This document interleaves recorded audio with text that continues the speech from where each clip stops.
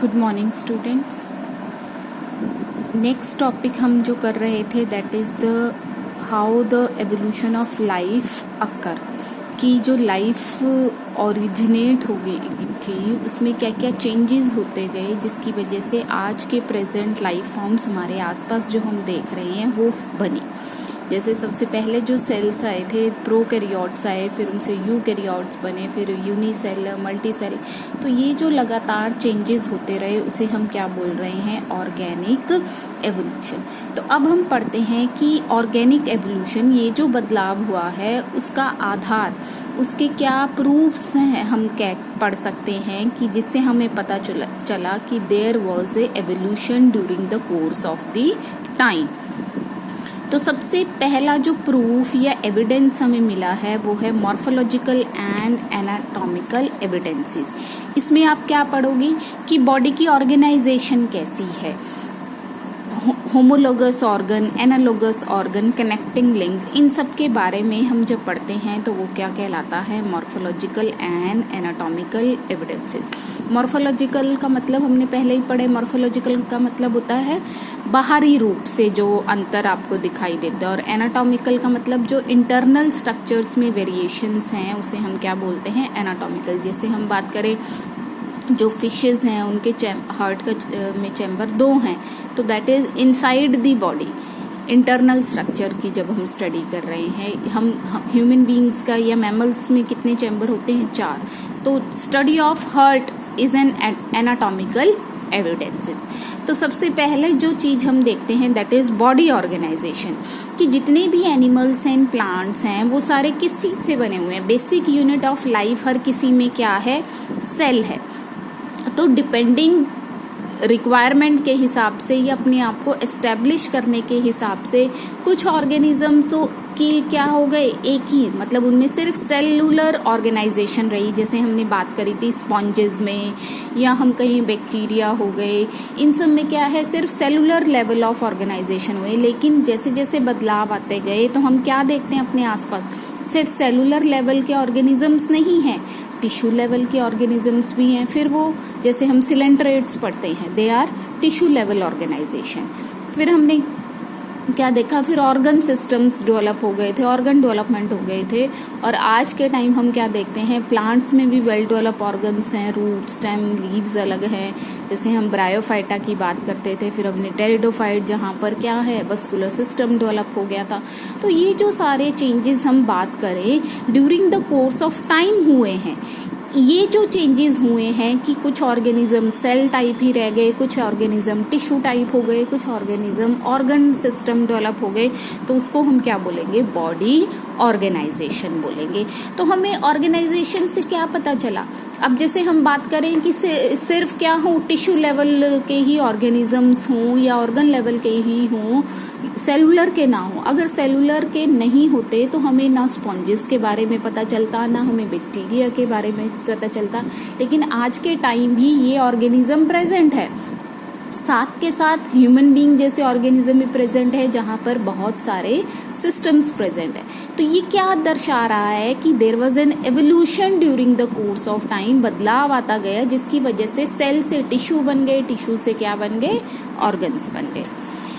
दूसरा एविडेंस हमें कहाँ से मिलता है, होमोलोगस ऑर्गन। होमो का मतलब होता है सेम, वो ऑर्गन जो बेसिक स्ट्रक्चर, हम स्ट्रक्चर की बात कर रहे हैं, मॉर्फोलॉजी की बात कर रहे हैं, तो वो ऑर्गन्स जिनका बेसिक स्ट्रक्चर क्या हो या हम कहीं ओरिजिन क्या हो, सेम हो, लेकिन but they perform different function, कि ढांचा तो सेम है लेकिन काम करने की जो एबिलिटी है वो अलग अलग है। जैसे हम बात करें हमारे जो हाथ हैं, या हम चीता के, वेल्स के, बैट्स के, इन सब के 4 लिम्स की बात करें तो ऑल दीज आर मैमल्स, है ना। लेकिन सबने अपनी रिक्वायरमेंट के हिसाब से अपने आगे वाले पैरों को या हाथों को कि अलग अलग तरीके के लिए यूज करना शुरू कर दिया। जैसे हम ज्यादातर ह्यूमन बीइंग्स हैं वो क्या है, चीजों को पकड़ने के लिए यूज करते हैं 4 लिम्स को। चीता किस चीज के लिए, उसके जो आगे वाले जो लेग्स हैं वो लंबे होते हैं फॉर रनिंग। वेल्स ने क्या कर लिए, फिन्स डेवलप कर लिए उनसे ताकि वो स्विम कर सके, क्योंकि यही एक मैमल है जो एक्वेटिक इन नेचर है। और बैट्स ने क्या कर दिया, ये एरियल मैमल है जिसने फ्लाई करना है। तो इनके फंक्शन क्या हो गए, सबके अलग अलग हो गए, लेकिन इनका जो ओरिजिन है वो सेम है सब में ही क्या है, पेंटाडेक्टाइल है, मतलब 5 उंगलियों वाली फॉर्मेशन है। जैसे हमारे हाथ में ये 5 उंगलियां हमें दिखाई देती हैं, इसे हम बोलते हैं पेंटाडेक्टाइल लिम्स।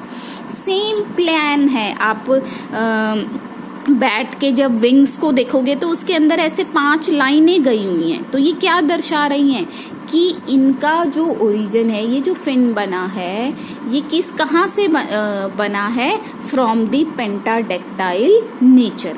तो यहाँ से हमें क्या पता चला कि रिक्वायरमेंट के हिसाब से सेम ओरिजिन वाले ऑर्गेनिजम्स ने क्या है, अपनी जो वर्किंग है वो चेंज कर ली जरूरत के हिसाब से।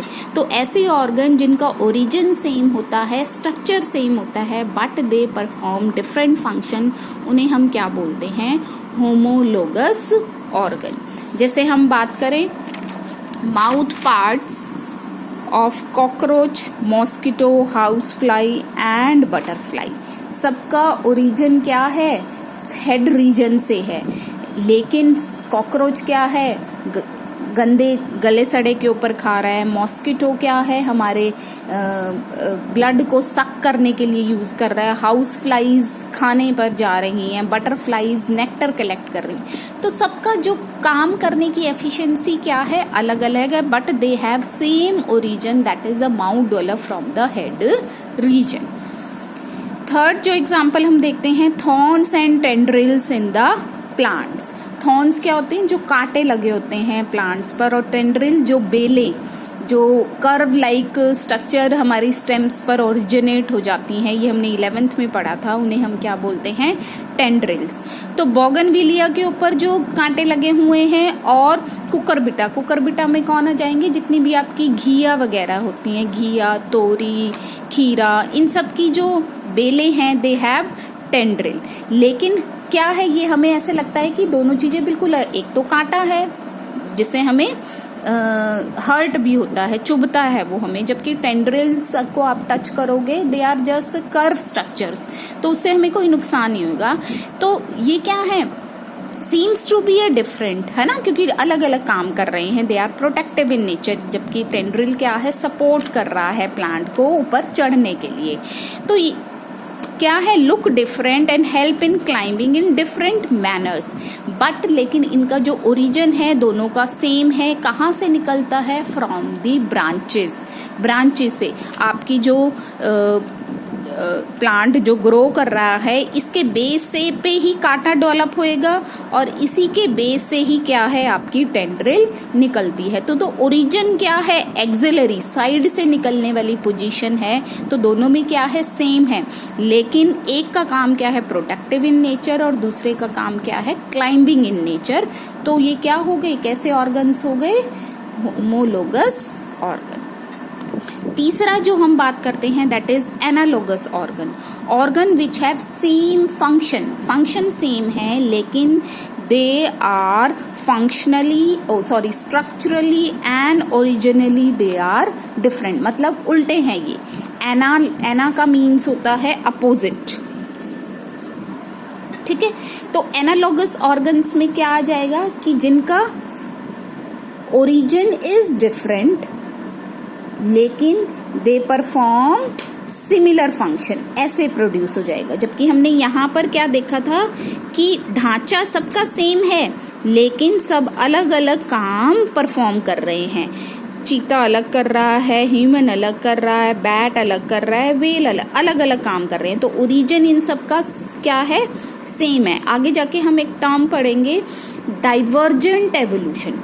डाइवर्जेंट का मतलब क्या होता है, फैलना। यहाँ पर एक बेस था और सारे ऑर्गेनिज्म अलग अलग तरीके से अपने आप को डेवलप कर रहे हैं, तो ये फैल गया है। इस तरह को होमोलोगस ऑर्गन्स को हम क्या बोल सकते हैं, किसकी वजह से हुआ, डाइवर्जेंट एवोल्यूशन हुआ, मतलब विकास, जो बदलाव है वो ज्यादा फैल रहा है। जबकि हम एनालोगस ऑर्गन्स को हम क्या कह सकते हैं कि ओरिजिन सबका अलग अलग है लेकिन काम एक कर रहे हैं, एक जगह इकट्ठे हो गए, इसको हम बोलते हैं कन्वर्जेंट एवोल्यूशन। एक जगह इकट्ठा होना, एनालॉगस ऑर्गन्स, इस तरह की एवोल्यूशन को जिसकी वजह से एनालॉगस ऑर्गन्स बने, वो क्या कहलाया जाएगा? Convergent evolution. तो हम एग्जाम्पल देखते हैं, जैसे इंसेक्ट एंड बर्ड्स के विंग्स, दोनों ही उड़ने के लिए यूज करते हैं, लेकिन इंसेक्ट के जो विंग्स हैं वो उनकी जो बॉडी सरफेस है वहां से बने हैं, उनकी इंटेगुमेंट्स आगे एक्सटेंड हो गई है। जैसे हम बात करें कि ये इंसेक्ट है, इसी की मेम्ब्रेन आगे एक्सटेंड हो गई, जिसकी वजह से क्या है? इंसेक्ट के विंग्स बन गए। जबकि जो बर्ड्स हैं उनके जो 4 लिम्स होते हैं, आगे वाले जो हाथ हैं, पेंटाडेक्टाइल नेचर है उनका, और लेकिन वो किस में डेवलप हो गए हैं?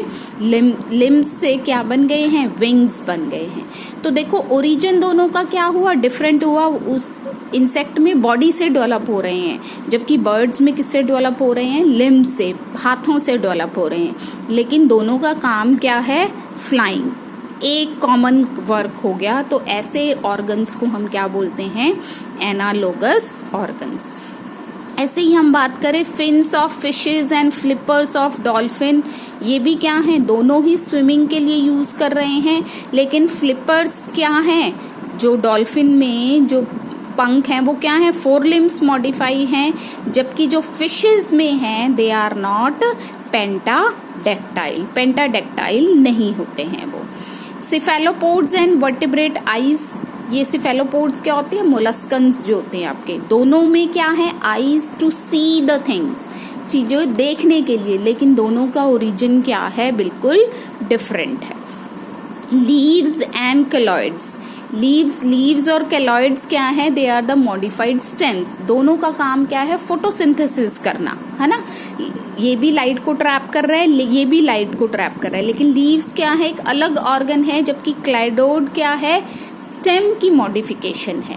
तो वो क्लाइडोइड कहाँ से बन रहा है? स्टेम से बन रहा है, जबकि लीव क्या है? एक बिल्कुल डिफरेंट ऑर्गन है। तो इनको हम क्या बोलेंगे?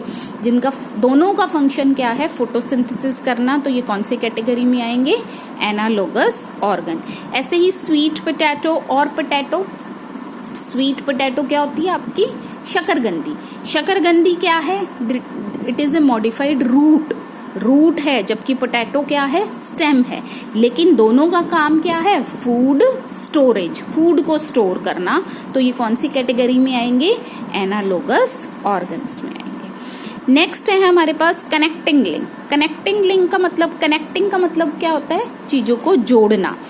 तो वो ऑर्गेनिजम्स जो 2 डिफरेंट कैटेगरीज या हम कहें 2 डिफरेंट फाइलम्स की बात करें, उनको जोड़ती हैं, मतलब they have the characters of 2 different phylums.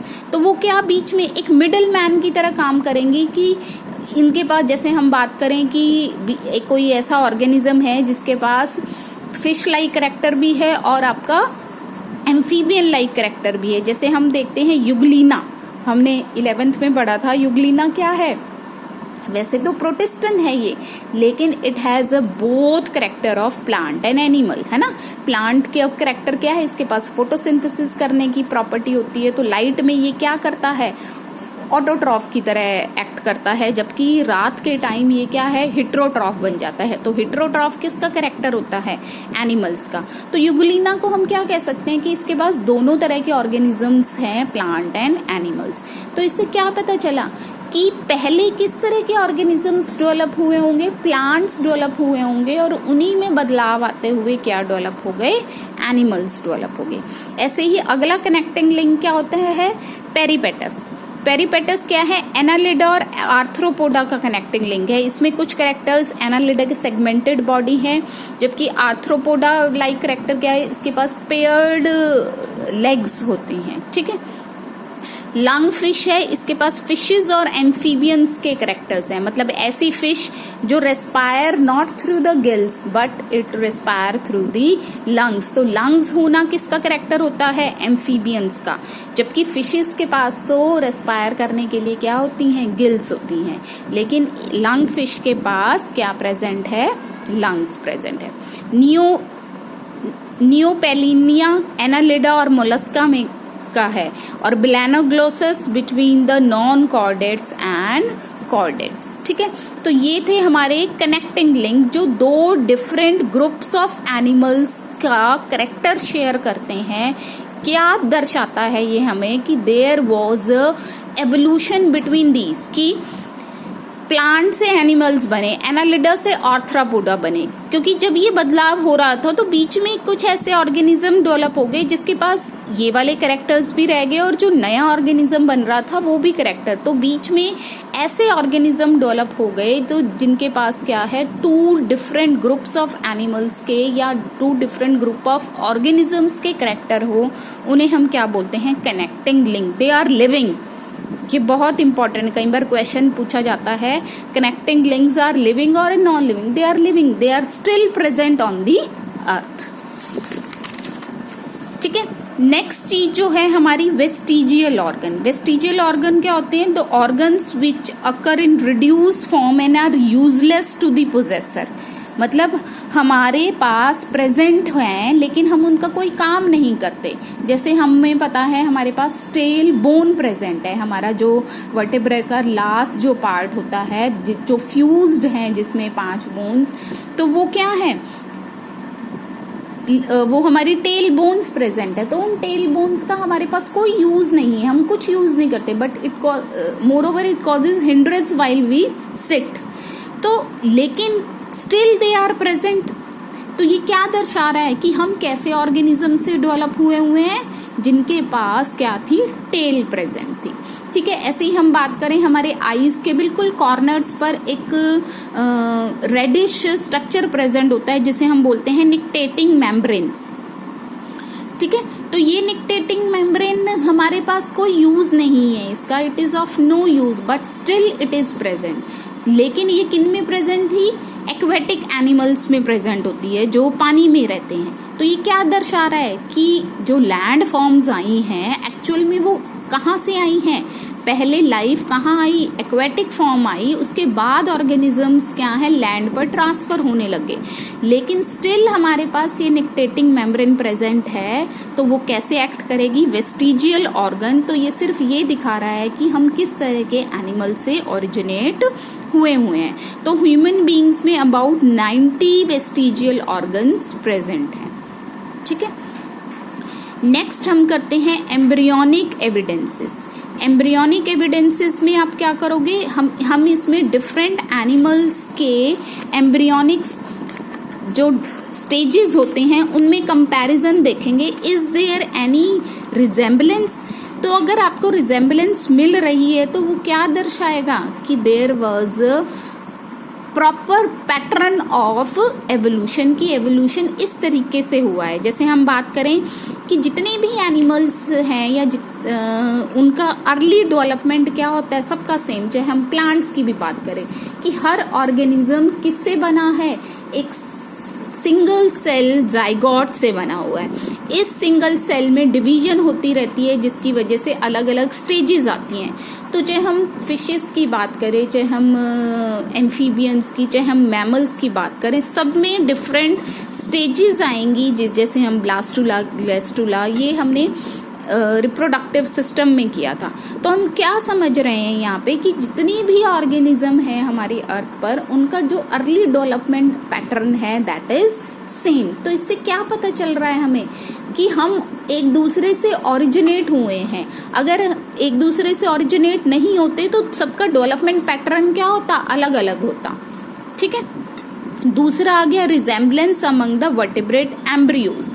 अब वर्टिब्रेट्स में जैसे एम्फीबियंस हो गए, फिशेस हो गए, इन सब के जो एम्ब्रियोनिक स्टेजेस होती हैं, आप फिश का एक मंथ का बेबी फिश की बॉडी से वो डेवलप कराओ आप वाटर में, एम्फीबियंस का कराओ, ऐसे ही रेप्टाइल्स का, बर्ड्स का, मैमल्स का। जब आप सारे इनको कंपेयर करोगे तो जो फर्स्ट मंथ डेवलपमेंट है सबका जो एम्ब्रियो है seems to be a same, बिल्कुल एक जैसा दिखाई देगा। सब में क्या है, विसरल आर्क्स दिखाई देंगी, सब में फरोज दिखाई देंगे, सब में एम्ब्रियोनिक टेल्स दिखाई देंगे, रूमिनेंट्स मिलेंगे, मतलब आंख बननी शुरू हो गई है, ईयर बनने शुरू हो गए हैं। तो इन ये सारे स्ट्रक्चर, चाहे हम कोई भी वर्टेब्रेट उठा लें, चाहे फिश ले लें, चाहे रेप्टाइल ले लें, बर्ड ले लें, एम्फीबियन ले लें, मैमल ले लें, सबका जो एम्ब्रियो होगा उनमें देयर इज ए रिजेम्बलेंस। तो ये क्या शो करता है, there was a evolution from fishes to mammals.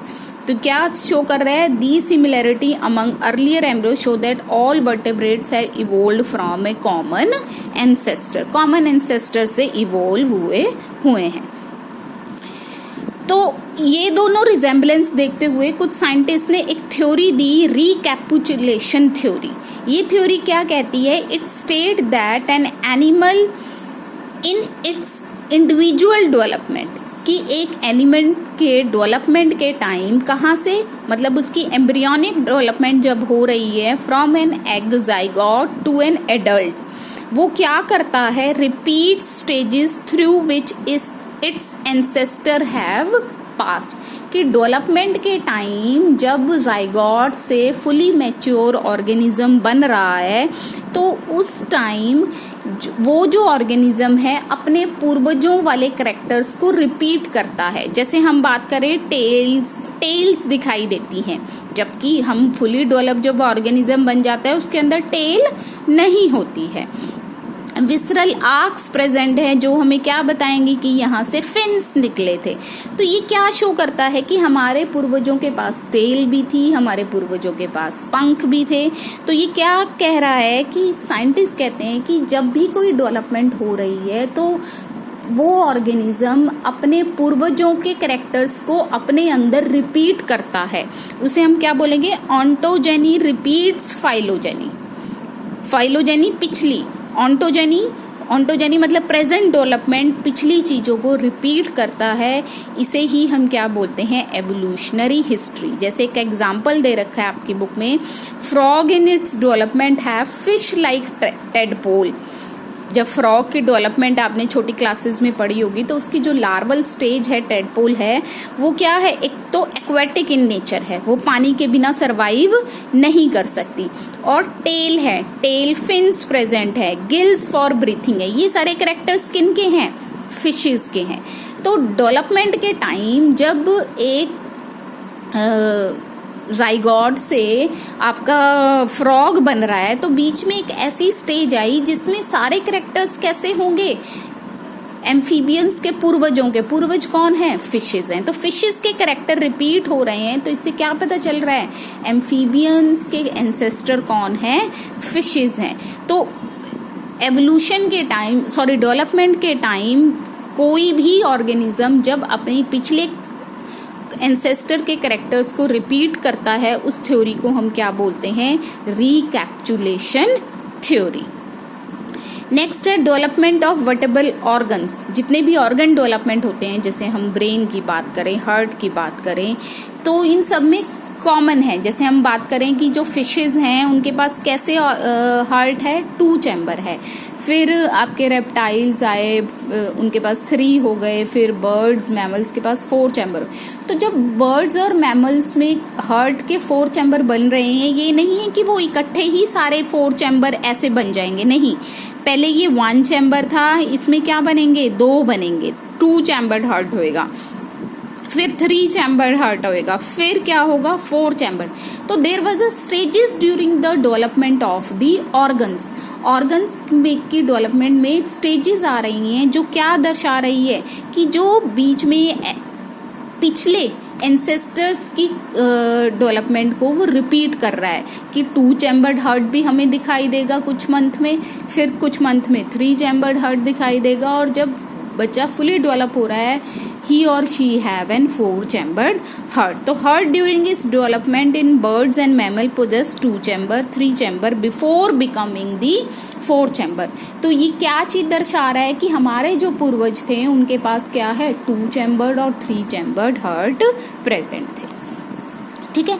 Next जो एविडेंसेस मिलता है हमें प्लैनेटोलॉजी। प्लैनेटोलॉजी क्या होता है कि it is A branch of science that deal with past life, कि पीछे की लाइफ कैसे हो रही थी उसको स्टडी करना फ्रॉम दी फॉसिल्स रिकॉर्ड, जो हमें पत्थरों में या जो रॉक्स हैं या हम कहें सॉइल की खुदाई के टाइम जो भी हमें रिकॉर्ड्स मिलते हैं उसकी स्टडी करना क्या कहलाता है, प्लैनेटोलॉजी।